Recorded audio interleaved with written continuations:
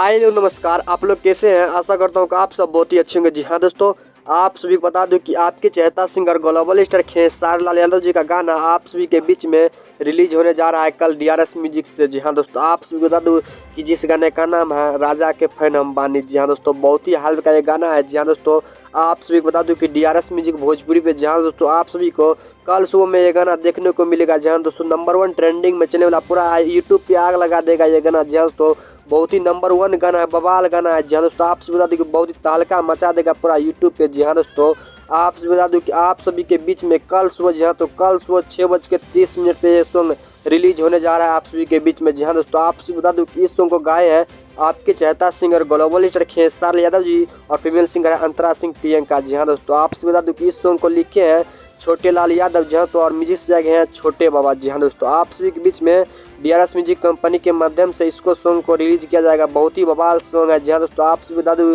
कि number 1 trending में चलने वाला गाना है। जी हाँ तो आप लोग कल शो में डीआरएस म्यूजिक पे जाकर मोबाइल को रेफरेंस करते रहिएगा, क्योंकि आपके पास आपके यूट्यूब ऐप में कभी भी ये गाना रिलीज हो जाएगा। जी हाँ तो मिलते हैं वीडियो के साथ, तब तक के लिए।